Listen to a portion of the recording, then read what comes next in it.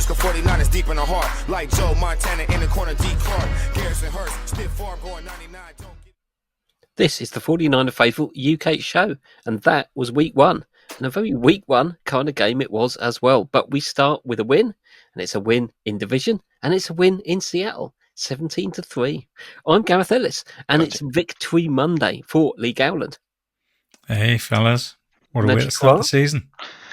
Hello, everyone. What a way to start indeed. And Paul Hope. Purdy relieved after that, chaps. Purdy relieved. But it's a win in Seattle. Relieved? I enjoyed that game. I don't know about you, lads. Did you enjoy it or not it's so much? Just, yeah, I mean, obviously, win's a win. But you just forget, don't you? You just forget Niners football is stressful, up and down, roller coaster. Here we go. And it was very much up and down until that last drive. Mm. Yeah, I enjoyed it, but definitely have a couple of talking points. You do? That we can discuss. Good. Before we go down that rabbit hole, I was saying the chaps off air. Tracy actually stayed up and watched the game last night, Nadji. Wow. And today she said, don't know why you lot do that to yourselves. It didn't sound like a lot of fun. There was a lot of stress. And I'm not watching sports ever again. And I was like, you've missed the point, Tracy. It's Victory Monday. We've won. Yeah. That's a very good way of putting it, for sure. So, Nadji, prepared as always. Have you got a couple of talking points for us?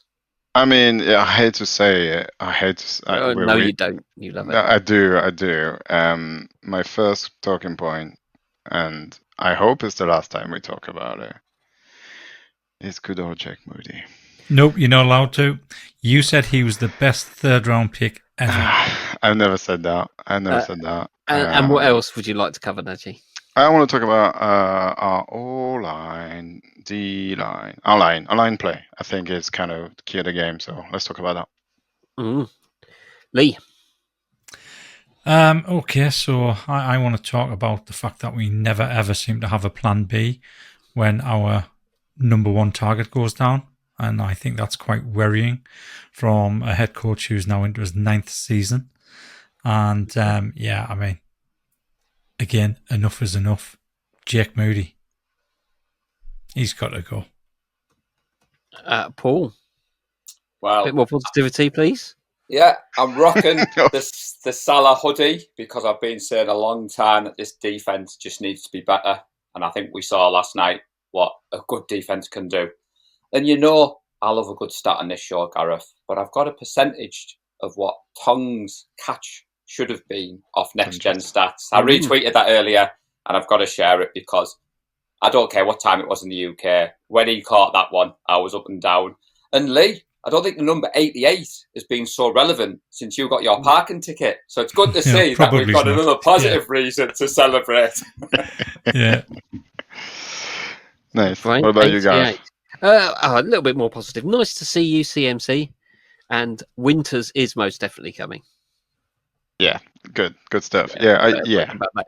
Should we, let's just get Jake Moody out of the way. Yeah, let's just do it. Picked out. Who's going to have at it? Go on, Nadji.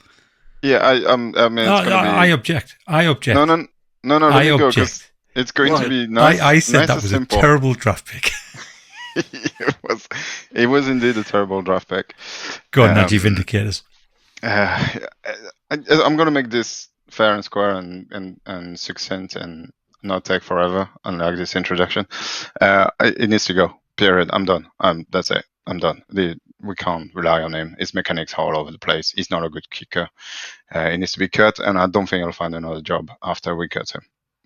I'm done. That's it. I don't want to talk about him anymore. Let's just find whatever. So while I completely agree with Nadji, I can't believe I'm just about to defend Jake Moody on that second one, the blocked one. Yeah. But there's two things. I think it was partially his fault, but it was also the O-line because it was a massive gap. He could have driven a bus through that gap that he ran through to block the kick. But it also looked as though he took far too long to take the kick. It took forever. Yeah, it was just far too delayed. And I think you're right. I think deep down, he is going to be a good kicker for someone. He's just not going to be a good kicker for us because, as Nadji said, his confidence completely shot. He's had that many misses. He needed to start really well. Totally. And he's had the worst possible starters. Go on. I mean, Shanahan's come out and said, yeah, we're not getting rid of him. He's going to be on the roster. Whether or not that's true come Friday, it remains to be seen. But yeah, I think the whole fan base, even people who are a little bit like me, I mean, I'm quite relaxed about anything like that.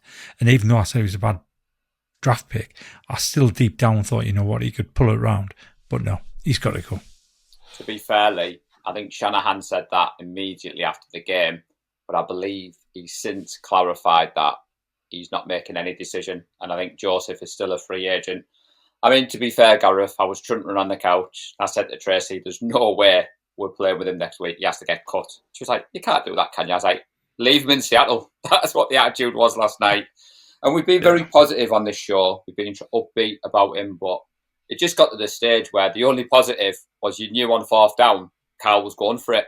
So that one with, where Purdy went to CMC, 4th and 2, he probably would have kicked for that if Moody hadn't had those issues. But for all the issues, he did get the field goal towards the end. But it's just like watching it from behind your eyes. Car crash TV, isn't it, Nadine? It's like, for a third-round pick, you shouldn't be watching kicks behind your eyes. No, that's the thing.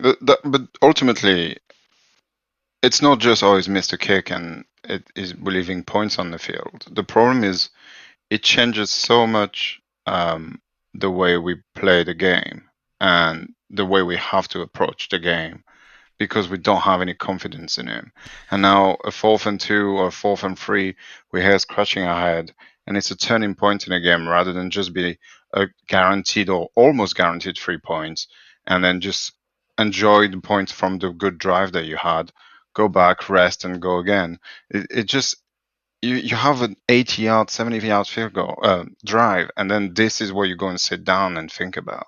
It just destroys morale. It destroys everything you try to do. It's not just he's missed a kick and it's 3 points on the board.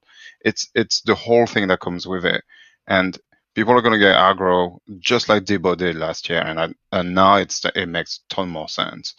And it's just the guy is barely 50% over the last 20 kicks or something like that. It's ridiculously how bad it is. Even Blankenship, who got cut after a year, was better than this. And it's just we just can't rely on him, and therefore he needs to go so we can play the game the normal way.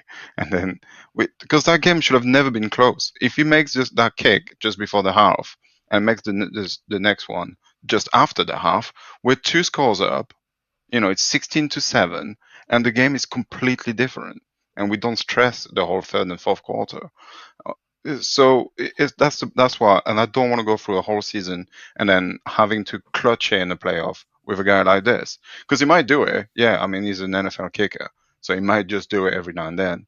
But it's the uncertainty and the planning and the way we have to play offense that just completely changed, and it's just not acceptable. You're in mid-season form for ranting. I was fuming when he missed that first one. I mean, it's not like he missed a 59-yarder. No, it was 27 yards. Yeah, 27. That's what barely an annoyed you extra most, point. Najee? What was it? The fact that he missed the kick, or the fact that you knew you had to come on this show and talk about it?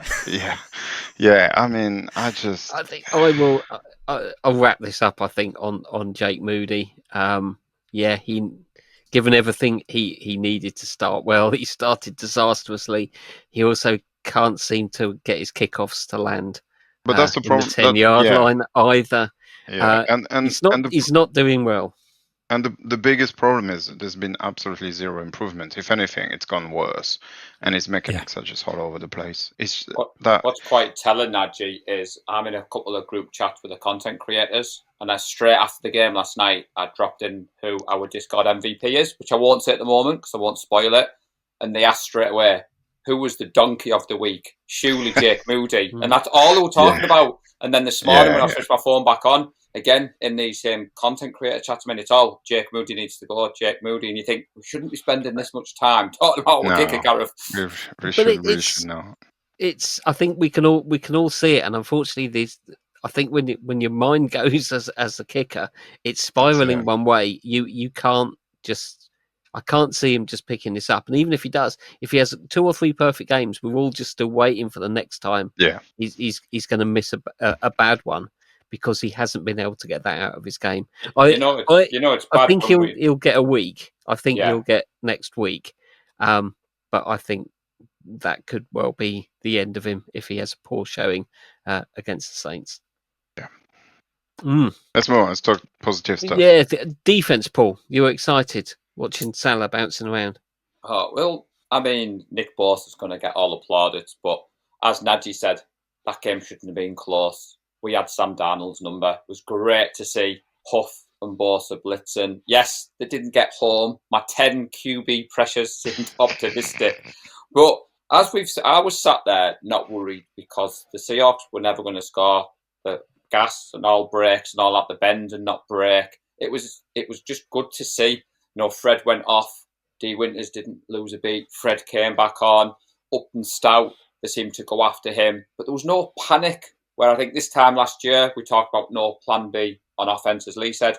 Defense, I was just sat back at home, Gareth. I love to watch the defensive masterclass. And, Sam Darnold was constantly finding himself in 3rd and long. And as you said, Najee, that game should have been out of sight. But yeah, it was great. I had to rock the Salah hoodie, Gareth. We love our merch on this show. But Very nice. Ultimately, this time last year, the reason we struggled was because we had a shocking defense. Our offense might not have been firing on all cylinders, but there we go. I'll just do with the Nick Bosa for those people listening. I'll wake up, Lee. Defense. Discuss. So D. Winters was exactly what we needed him to be. So good. He was So just good yesterday. unbelievable. Yeah. I thought I wasn't quite expecting a performance as good as that from D. Winters, but immediately I feel so much better about the fact that we lost Dre. Yeah. I think he's going to be the guy with Fred Warner. Yeah. Obviously, I was quite looking forward to seeing Stone Blanton play, but did we get him back on the practice squad? Or somebody else picked him up, didn't he? Yeah, I know. Somebody else picked him I'll up. double check. Sure, they did.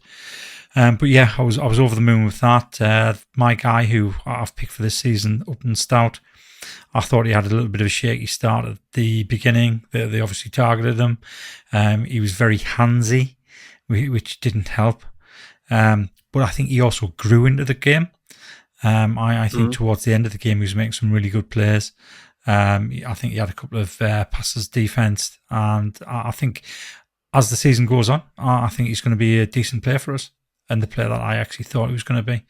As for my bold prediction of 2 interceptions, I think he could have had 1. I'm sure he could have had 1, but that's about as close as he got last night. So rather than talking about defence as a whole, you've just talked about your player. Well, no, I also talked about D. Winters. I mean, the defence as a whole, I thought we were good. I mean, obviously we restricted them to 84 yards rushing. I don't know what it was through the air. I think it was less than 150. 150 or something. Yeah. I was over which 150 a lot of there. it was on that last drive. So Yeah. Obviously, we're not getting the the sexy stats.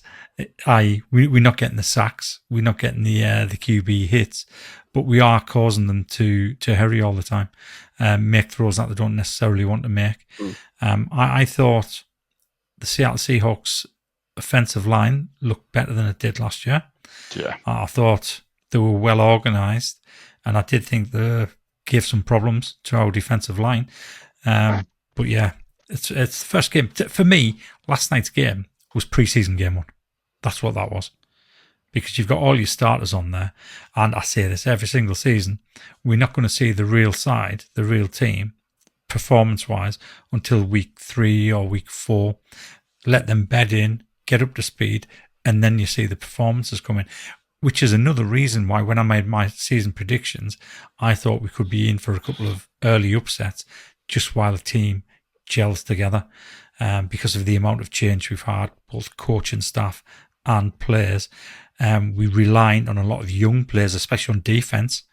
We're relying on a lot of rookies stepping up and being that type of player that we need them to be from day one. And we haven't had to do that for a long, long time, probably since the first and second seasons that Shanahan and Lynch was there, where we particularly didn't really have much of a choice but to rely on the rookies. So I think the way the defense played last night, given the experience level, I was happy with that. And it's great to see Salah getting excited on the sideline again. Can you mean- add anything to that, Nadji? Yeah, I can do. Can Please, you? hold my beer. No, yeah, the few great points here. I think the biggest thing that I took from the game is, as Paul said, the kind of serenity that came with watching this defense play and knowing that something probably was going to happen good for us at some point. Even on the last drive, even though I was very much on the edge of my seat watching them throw the ball downfield and attacking Stout over and over and over again. You know, holding them to 84 yards, that's a massive improvement on what the defense has been able to do for the past 2 or 3 years now. Like stopping the run like this, we haven't been able to do it for a long time. And I think that's what the Seahawks were trying to do. And the game plan was they're not going to do it. And they couldn't really run the ball all that much, apart from that drive they scored a touchdown, which got kept alive a couple of penalties, some rookie mistakes, which are completely understandable and acceptable. I thought the whole improvement and the whole, as I said, the watching experience of that defense and seeing Fred fly around like he's shot out of a cannon every single time, and D Winters just following right in his footstep and being exactly at the right place at the right time. It was a joy to watch, and then seeing 2 fumbles, 84 yards rushing, 150 passing, limiting them to 13 points is you can't really ask for much more, really, of any defense in any league on any game. I think this is elite level, and that's not even the best they're gonna do. Quite proud of Upton Stout because he got targeted. They just went after him and no one else. And I thought he stepped up. I thought that's really hard, especially up there in Lumen Field or CenturyLink or whatever you want to call it these days. Lumen Field. Yeah, it's Lumen Field, isn't it? Against, a pretty decent. And Jibba is a very decent wide receiver. And Cooper Cup, I think he's lost a step, but he still clearly is a decent wide receiver. I thought he played really well. A couple of mistakes, the PI, or it was a hold, which kept that drive alive. He'll learn from it and get to speed. But yeah, no, it was great. It was great to see. The only thing, obviously, is the pressure we didn't really see. But we saw exactly when we needed it on the last play. We needed, it was third and second and whatever, and we needed a big play from Big Boss, and there it is, So yeah, all in all, I think we can't really say much about the defense badly. I thought it was good. Bit more pressure, bit more QB hits would have been nice. I don't think anyone predicted to. I think everybody was well above that, so that's something we can work on. But yeah, great showing. They won us the game, kept us in it and won us the game. So I wanted to start on the defense because we had 5 starters. There was a lot of talk, Gareth, coming into this game that 5 starters on defense. Ronaldo Green covered for Stout, that one where that would have been a hell of a play from Darnold. What was it, 40, 50 yards? Green come across, knocked the ball out of his hand, where last year that wouldn't have happened. That would have been a big chunk play and we'd have all been groaning. D Winters, he surprised me how good he's going to be as a blitzer, which, like, you said, Lee, Dre who, not quite at that level yet. Calm down, everyone, to Joe. Yeah. But Discord last night, a lot of people were like, now you can see why we drafted him. And that shows confidence for some, Stout struggled in parts last night, but if they stick with him. But yes, Gareth, Salah is back, and I get to use those gifts in Discord, Nadji, all night long. Oh yeah. It was great to see an organised defence. I think there was Darnold found a few weak spots. A good offensive coordinator is going to pick that out. But as you said, 13 points on the road. I don't know what more you can expect from a defence. So I think Nadji covered it. They're only going to get better. So I was very happy to see their day's work or afternoon's work. We got better during the game too, which is something that we really not got used to for the past couple of years. But first half was a bit heavy, and then we literally locked the door, and in the second half that was it, which is what we used to do on the Saturday. So our $265 million man needed the defense to bail him out because after that interception, I think Gowland dropped the Jimmy G talk in Discord, and I thought, too soon, Lee, too soon. And the defense were like, "Don't worry, Brock, we've got you." Well, none of us picked Brock as a talking point. Perhaps we will come back to it. Probably should But have. you did mention briefly in that much the O line or the oh no line, as Yeah. it looked at the beginning part of that game. But I will say I thought they got better as the game went on. And looking back at the highlights, there's a few clean pockets that Purdy makes the most of. O-line, Yeah. whose was that? That was It was me. Nedge's. Yeah. Go Well, for it. I think the pressure rate came out, and surprisingly, not surprisingly if you watch the game, but Trent absolutely not up to speed. Definitely a step back, missing a year and missing almost all of training camp because he's a vet and he doesn't practice. It's clearly showing. He was a shadow of himself yesterday.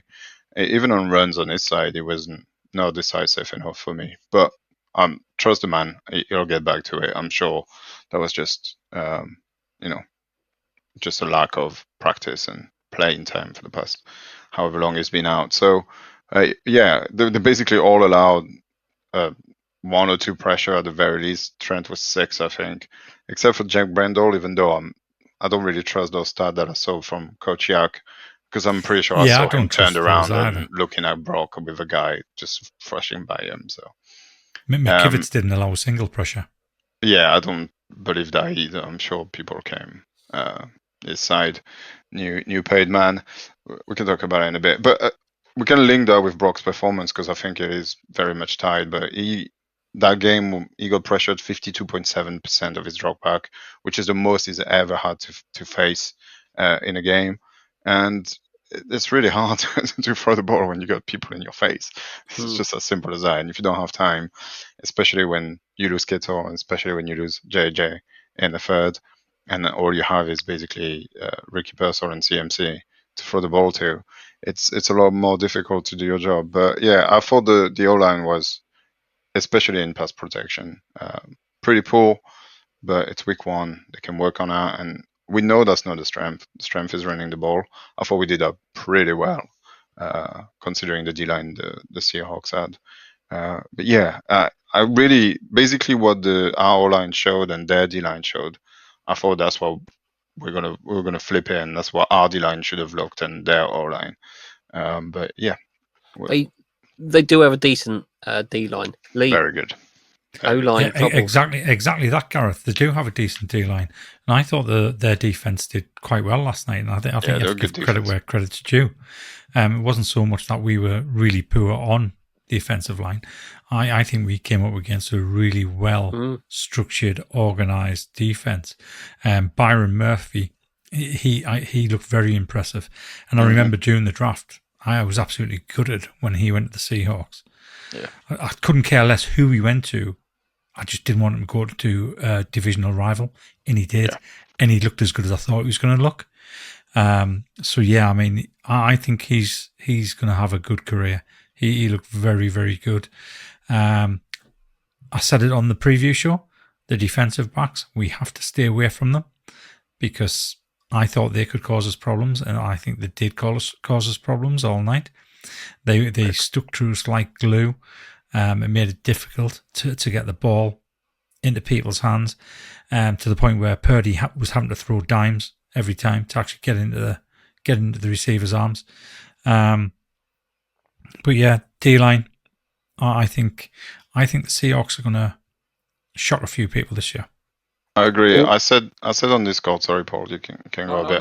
I think this might be the best D-line we'll play this season until we get to the playoffs. I just don't see any in our schedule. I don't see any other group that will be anywhere near close to that D-line. I think Rams could be feisty. Yeah, maybe. Could be. But Could be. This one is. I mean, they showed the very good D-line. Yeah, so they did. Paul, which is a good news for O-line. Well, you can see why they've brought McDonald in, can't you? I mean, you go back to the Ravens game a few years ago when Purdy struggled, and that stat you mentioned, Najee, I heard that on the broadcast, and I thought, looking at the interceptions, Gareth, from what Brock did, and like you said, the O-line play, a lot of Niners fans get upset about the way our O-line plays, but this is what Kyle, he doesn't put a lot of stock outside of Trent Williams. He believes in his system, and like you said, Najee, when you haven't got your first, second, third choice, and then you're running around for your life. What I do like, though, is Brock still has that confidence to still go for Purcell. I mean, that dime that you mentioned, Lee, that throw just gets better and better when you watch it. The one out on the sideline where it's about 45. The video of it going in slow motion is absolute poetry. You know, and it gives me confidence that, you know, they've paid Colton McKivitz, and a lot of people saying, why have you paid him? Good all-line men in this league are expensive, so they've got out ahead of that. And I'm not overly worried with the interceptions. I know you jokingly in Discord about Jimmy G. I don't think we're at that stage yet. I just think other defensive coordinators I might think look you at this missed game the plan. point of what I was saying there. I'm just throwing you under the bus. Can you not remember? Can you not remember when Jimmy G was playing, and the defense would have a bad player, and the tagline was always, "That's Jimmy's fault," even though he wasn't playing. That's what I meant by that. That's Jimmy's fault, even though he wasn't playing. No, you've just got to be careful when you drop stuff like that. But no, I think, like you said, Trent being a bit rusty. I think, Nadji mentioned Trent being a bit rusty. But this Seahawks defense was good. And the best thing about it, Gareth, is as good as it is, we came away with a win. Brock loves winning in Seattle. That's all. Totally. Yeah, definitely. I think the interceptions are plays Brock's going to want back. They were bad. They were bad. They were bad decisions. Well, let's talk about that. They weren't bad passes. There was receivers right there. It was just the second not one the guy you could have gone to. The second one was terrible. I've got a completely different opinion. I think the first one was worse than the second. The second, as clearly stated by the analysts on the commentary, had CMC not slipped and been in the area that he should have been, he'd have pulled that middle linebacker forward, and he wouldn't have been in the place. That was the first. That was the first one. That was the first one. Yeah, the first one I agree with you because CMC loses the signing. The second one was the one throwing triple coverage. Yeah, triple coverage. This is just Seahawks player and Ricky Purcell. Fair enough. I think he was trying to give his man downfield a a chance, Lee, but the second one just, as what Nadji said, I can't see what he was trying to do other than put the team on his back and try and force it. But what about the third one that never was? Which one was that? I can't remember. He threw, in my mind, he threw a really bad pass. I've got stats for that one. I said that as my talking point. Yeah, I mean, it should have been a pick. Yeah, it should have been a pick without a shadow of a doubt. If it wasn't for Tongas coming back to go to the ball and snatching it out in front of the cornerback, that would have been an INT. I know. Give us the. He's out of control. He's out of control tonight. Yeah. I'm going back to my point then. Nice to see CMC. We missed him last season, didn't we? He's always there. It's like every third or fourth touch goes to him consistently throughout the game. So great to see CMC in action. I thought Brian Robinson did okay and did the job we want him to do.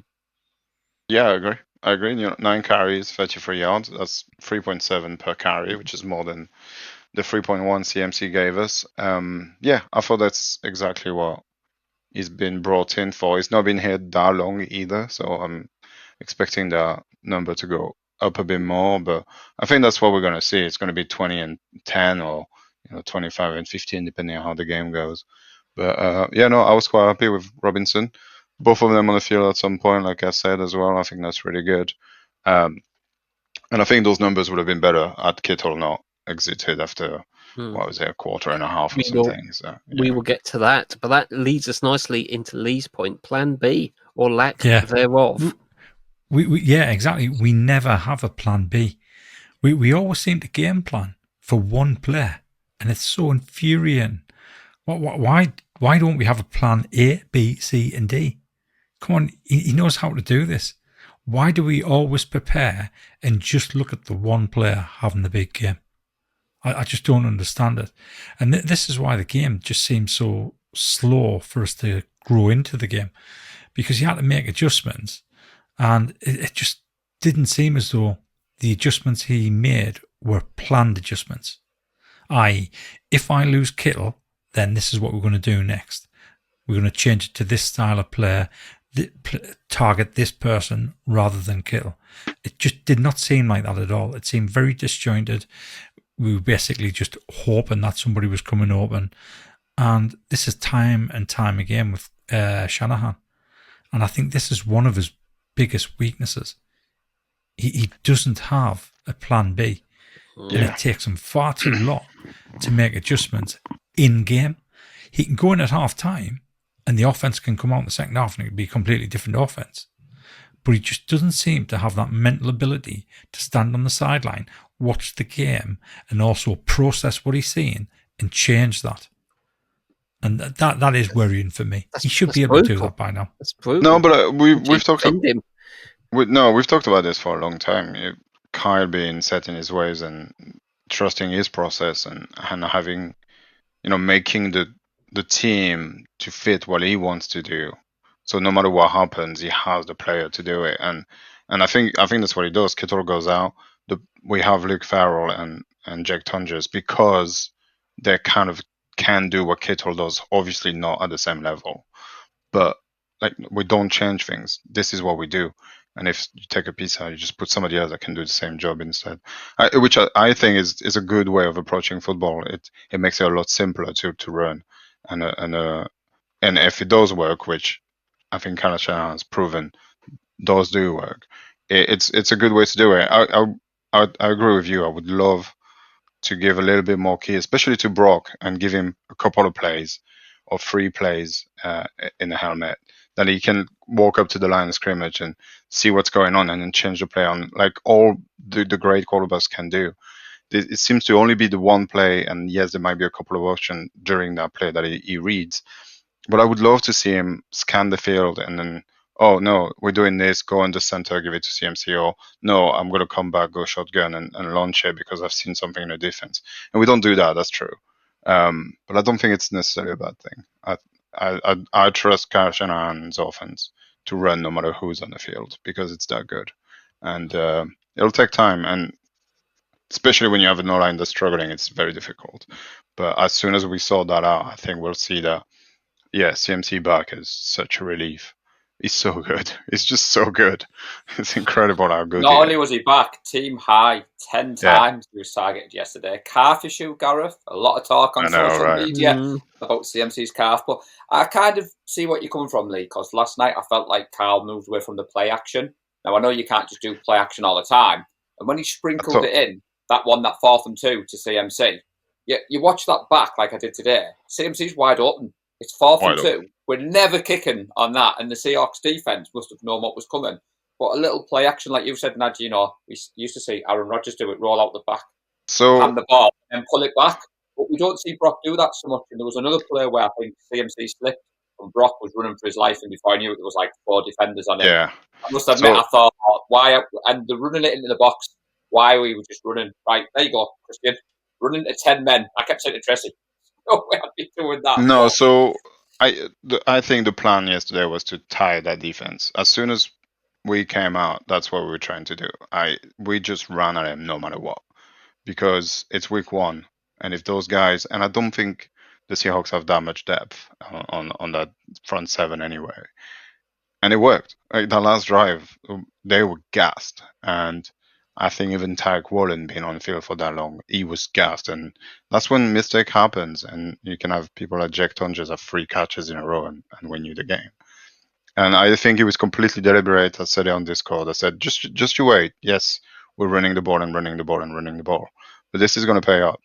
I just wish we'd tried a little bit more, having Garando in and during the 4th. Just let him break one for 60 yards. Change the pace, get people that are fresh on the sideline that can win you the game as well.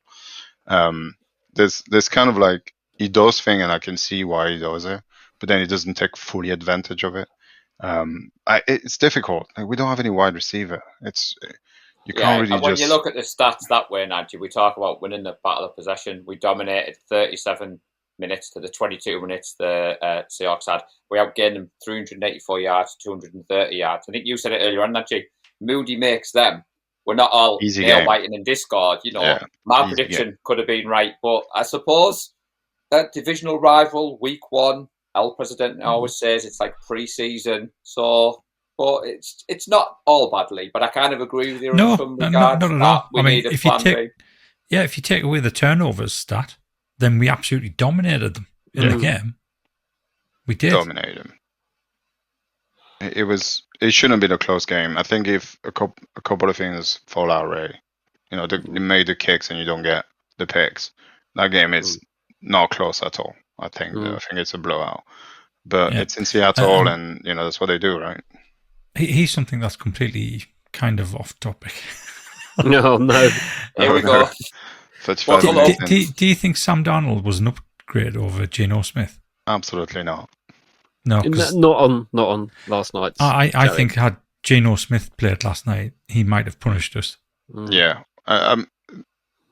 Yeah, Dan, DK, and Tyler Lockett. It's a different game, for sure. Yeah. It's a very different game. Yeah, I agree. I've watched a bit of Geno.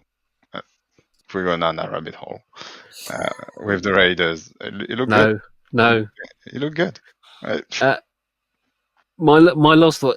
Sadly, it brings it a little bit back to Jake Moody. Yes, you can say we left those points off the board, but also I think that's a little bit of an easy out for Shanahan in the fact that we had 6, 7, 8 plays, something like that, inside their 10-yard line before going for that field goal, and you're like, Moody's got to hit some of these, but also you don't want your kicker to be taking 30-yard field goals. 45, 50-yard field goals, those are the extra points. Those 30-yard attempts, you've failed to get in the end zone when you've been that close, and that was disappointing. But it's not an excuse. But when we did, Jake Tonjes, Paul, your boy. Let's finish on that, because that was a great way to finish the game. Well, we know the faithful that are listening love a good stat, and I do like the next gen stats on Twitter. Lee. Now, the game-winning touchdown had a completion probability of 14.7% when it left his hand. Purdy Gareth was travelling at 15.98 miles per hour when he let that ball go, and Jake had 0.4 yards of separation when the ball arrived. Now, I don't know about you three fine gentlemen, but I leapt off that sofa like it was the catch itself again, and I was celebrating. Discord was going mental, and then it's even better when it's his first ever catch in the NFL. So no wonder he spiked that ball in the end zone, and Club 88 was formed. But I thought everybody would like that stat, and let's get another club going that year. We need more jerseys. We need more jerseys, everyone.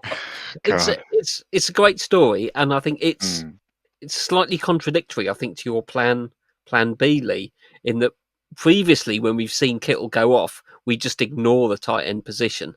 This time, because I think Farrell had a catch as well. So I think I like to see that we're just like, okay, it's not Kittle, and we can't necessarily scheme up exactly the same things, but let's not forget that we've got a tight end. And what I did notice about that touchdown, he is a big lad. Jake Tonjes. That's what he won the ball. Maybe Brock knows and say, look, he's going to win that if it's 50-50, because he's a big lad. I think what made it even more impressive was that one play earlier where Purdy looked like he'd got Purcell wide open and the DB just knocked it over. So for the fact that he threw it up like that, and apparently Shanahan said, I thought he was throwing it away. It was only when he got bumped by everybody celebrating on the sidelines that I realised. And that Farrell catch, Najee, into traffic, smashed by 2 defenders, and he kept hold of it. So like you said, on the fourth down as well, right? That was bodes well. If Kittle's not playing, that them two had big moments in the game. Yeah, it was a big fourth down catch, that one. Fourth down. So he's a local lad as well. Well, I'm saying he's a local lad. He played for Cal. Oh. Nothing wrong with that, Lee. Nothing wrong with that. Can't speak. It's just... sadly, little bit taking a shine off that. Some injuries to discuss. I don't think we've actually had anything official at the time of this recording on Kittle or JJ, just some rumours, and also that Trent Williams might have been dealing with a knock as well. Can you enlighten me, any of you lads, on any more updates? Didn't hear. I think Kittle was a hamstring strain. I almost assume at this point it's more precautionary. He felt the pull. He could have probably played, but it's week 1, so why take the risk? And then healed out. We'll see. We're playing the Saints next week. We'll see on Thursday when we do the pod, and we miss out. Shannon said after the game, Najee, that they'd both get MRIs. So whenever they're booked in, Yeah, we'll know tonight probably. Monday, Yeah. Victory Monday, we record. As always, 20 minutes after we finish recording, the news usually Standard, comes out. standard. But there was a little bit of news, contract news this morning. Colton McKivitz has just been paid $15 million, I think, a season. I think you mentioned, was it 3 years? 3 years, 46. Yeah. Yeah, so tidy payday for McKivitz there, and we have signed or re-signed Kendrick Bourne, of old receiver we let walk a few years ago. He is back, probably needed, given the banged up JJ and the rest of the wide receiver room.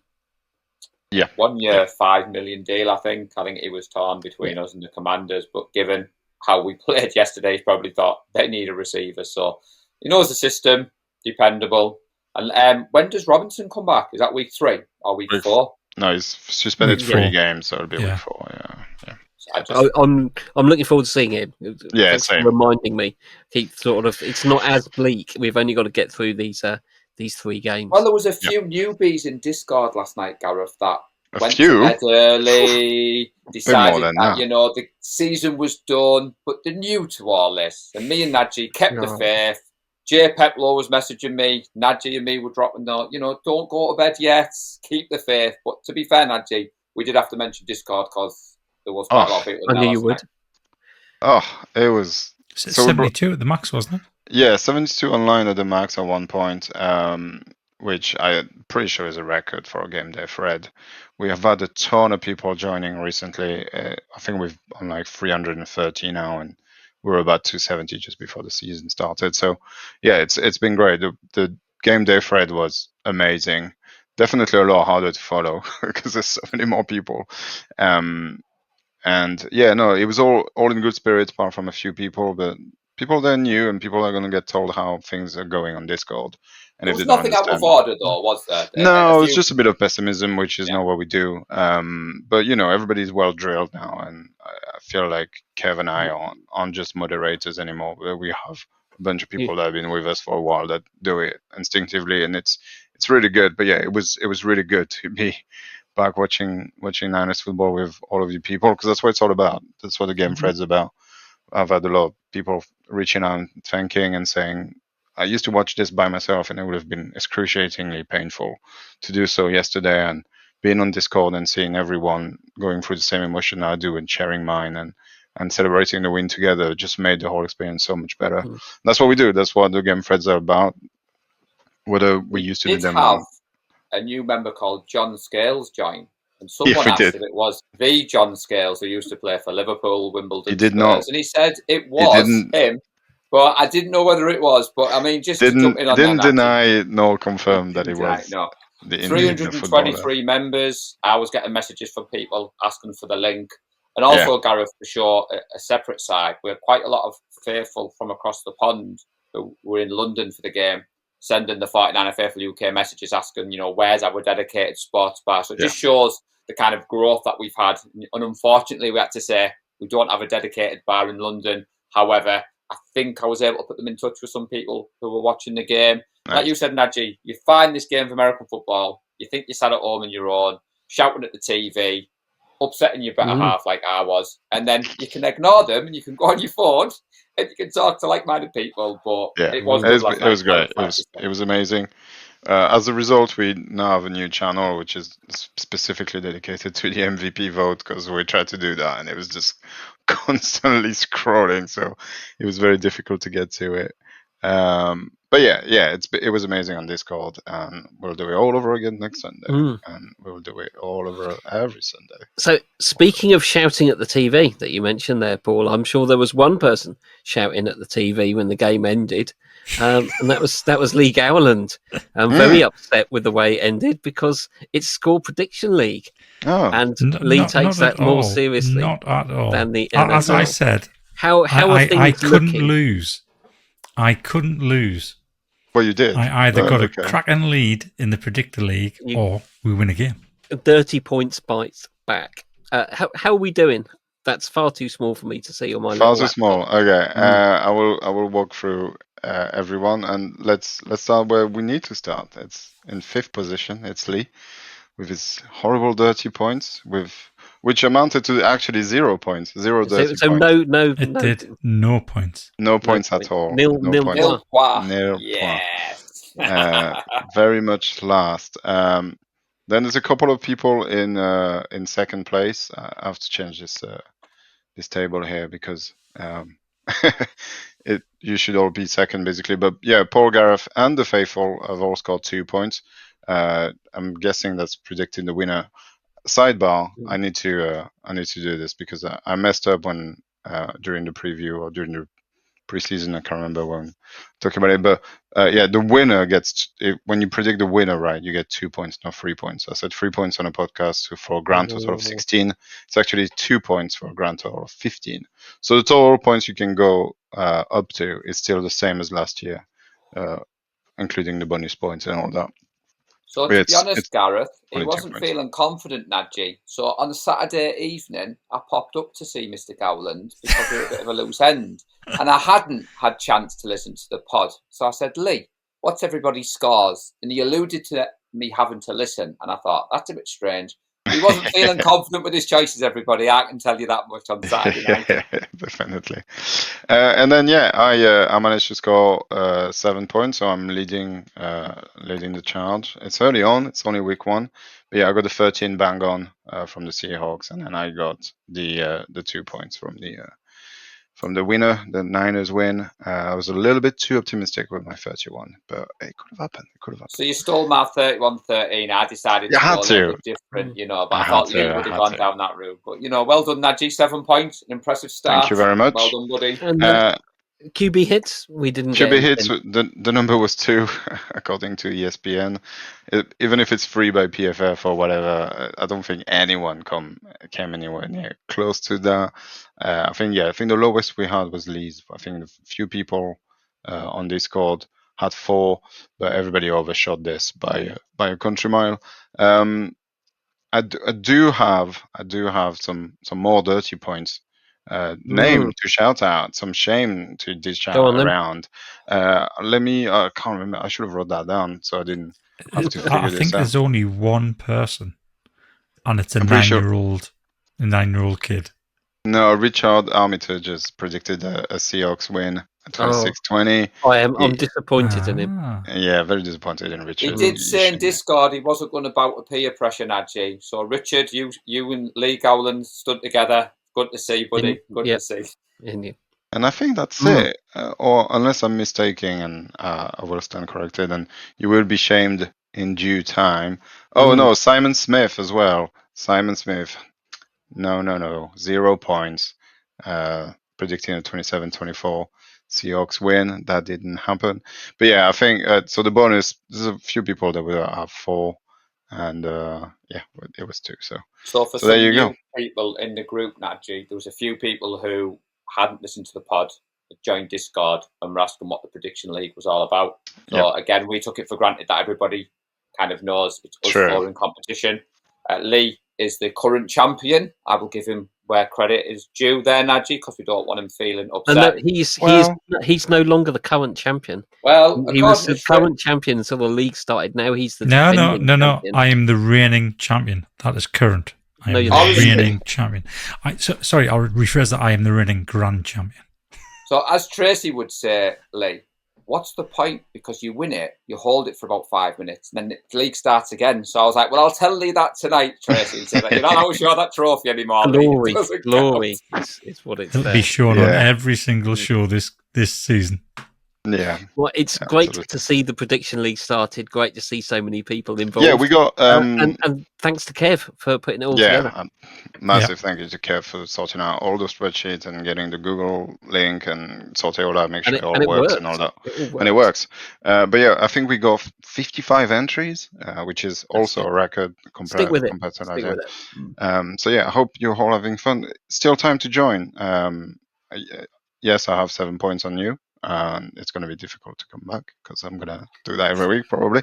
But there's a bunch of people on 0 still, so you can definitely join in now. It's not too late. You might still win it all, which is just pride. But it's good. Pride is good. Spoiler alert, I'm going to go for a Niners win every week. So that's what you're up at. We're not going to win out every one. So I'll get 0 points somewhere. I think we're done here. Unless you've got anything that you burningly, desperately want to say. Oh, we won in No. Seattle. Let's enjoy No. this. It was good. Yeah. It was good to win in Seattle. Oh. It is. It's a satisfying way to start. I think there's a lot to improve on, but ultimately, it's winning ugly, and I like a team that can win ugly. So Yeah, absolutely needed sometimes. thank you, gents. Been great to be back into the swing of it, and thank you to Thank you. everyone who listens or watches the show. Great to have you along with us for the whole season. Like, subscribe, and all those sort of things, and join Discord. As Najee says, it is on fire. So the NFL is back, and the games keep coming. We will be back soon to look ahead to the visit to New Orleans to face the Saints. Enjoy Victory Week, and go Niners. Go Niners. Go Niners. Bang, bang, Niner We gang. love the San Francisco 49ers deep in the heart. Like Joe Montana in the corner, D. Clark. Garrison Hurst, stiff farm going 99. Don't